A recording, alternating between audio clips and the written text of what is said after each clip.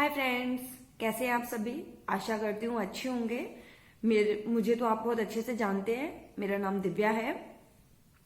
दोस्तों, क्या आपने कभी सोचा है कि हम सब जानते हैं कि मृत्यु अटल सत्य है। इस दुनिया में कोई भी अमृत लेके नहीं आया है। जो इस दुनिया में आया है वो एक दिन जाएगा। लेकिन ये सब जानने के बाद भी हम अपने किसी प्रिय को खोने के डर से क्यों भयभीत होने लग जाते हैं। क्यों हमको लगता है कि ये हमारा प्रिय हमें छोड़कर ना जाए। तदुपरांत हम ये बहुत अच्छे से जानते हैं कि ये भी एक दिन भगवान के पास जाएगा, क्योंकि हम जिस शरीर में जिस लेवल के तहत आज आप एक दूसरे के साथ मुखातिब हो रहे हैं, शायद वो हमारा ओरिजिनल लेवल नहीं। हम हर जन्म के साथ अपने लेवल को बदलते रहते हैं, लेकिन इस शरीर में जो आत्मा निवास करती है वो परम सत्य है। वो आत्मा ना तो प्रकट होती है, ना वो मरती है, वो अजर और अमर रहती है। हम अगर किसी का दिल दुखाते हैं तो ये बिल्कुल अतिशयोक्ति नहीं होगी कि हम एक आत्मा का दिल दुखा रहे हैं। हम भी खुद एक आत्मा हैं। लेकिन क्या हम ये समझने की कोशिश कर पाते हैं कि जब आत्मा एक शरीर में आई है तो उसे अपना जीवन काल, उसे उस शरीर में रहने के जितने दिन की मोहलत ईश्वर से मिली है, वो मोहलत पूरी करते ही उस आत्मा को वापस अपने गंतव्य स्थान पर जाना होगा। जब हमारी शादी होती है तो हमें कहा जाता है कि 7 फेरे के साथ 7 जन्मों के लिए हम बंध जाते हैं। हर बार वही व्यक्ति हमें हमारे जीवन साथी के तौर पर मिलता है। तो क्या आत्मा बंध गई? एक प्रश्न जो आप सभी लोगों के समक्ष है कि आत्मा को बांधा जा सकता है क्या? नहीं।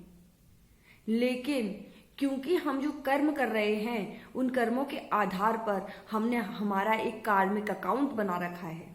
वो कार्मिक अकाउंट भगवान के पास में है और भगवान हमारे कर्मों के अनुसार उसमें हमारा लेखा जोखा रखते हैं। जब हम अच्छे कर्म करते हैं तो वो अकाउंट क्रेडिट हो जाता है, और जब हम कोई बुरा कर्म करते हैं वो अकाउंट डेबिट हो जाता है।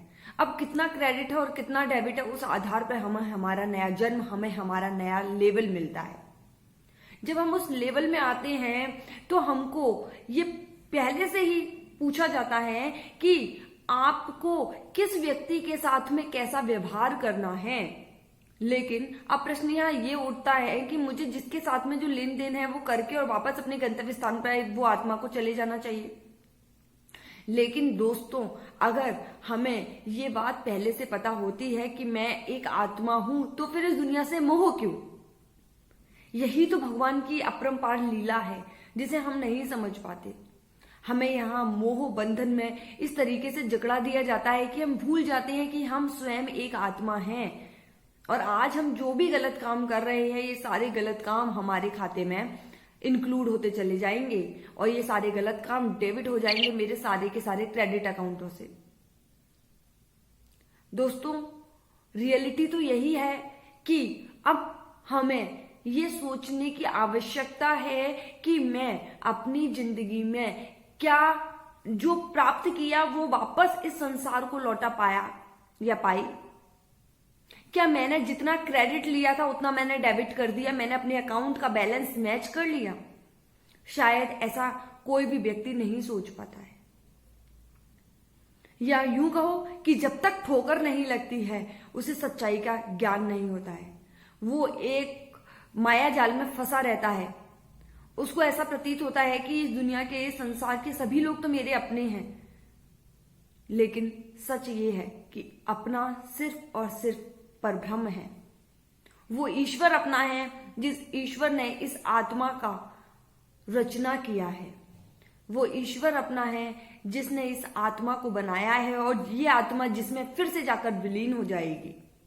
बाकी सब एक क्षण भंगुर चीजें हैं जो समय के साथ साथ, ठोकरों के साथ साथ हमें ये दिखाती रहती हैं, बताती रहती हैं कि ये संसार तुम्हारा नहीं है, यहां से तुम्हें फिर से एक दिन वापस चले जाना है। तो दोस्तों, आज से क्यों ना हम ये कोशिश करें कि हम अपने कार्मिक अकाउंट को बैलेंस करें, ज्यादा डेबिट ना होने दें, सिर्फ और सिर्फ क्रेडिट करें। क्योंकि हम किसी का दिल दुखाकर शायद कभी कुछ अच्छा प्राप्त नहीं कर सकते। हाँ, हो सकता है किसी आत्मा के साथ में आपके पूर्व कार्मिक अकाउंटों के आधार पर आपकी अच्छी जमती नहीं है, आप एक दूसरे के साथ में बहुत अच्छा व्यवहार नहीं कर पाते हैं, लेकिन इसका ये तात्पर्य बिल्कुल नहीं है कि वो आत्मा खराब है। वो आत्मा खराब नहीं है, वो भी आपके साथ में अपना हिसाब किताब कर रही है, और शायद वो खुद इस बात को नहीं जानते हैं कि इस पर्टिकुलर पर्सन ने किस जन्म में मेरे साथ क्या किया है।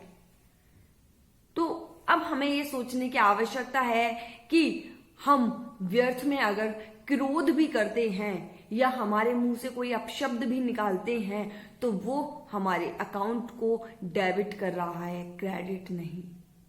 सोच के समझ के विचार कीजिएगा। हम और आप सिर्फ और सिर्फ आत्माएं हैं, शरीर नहीं।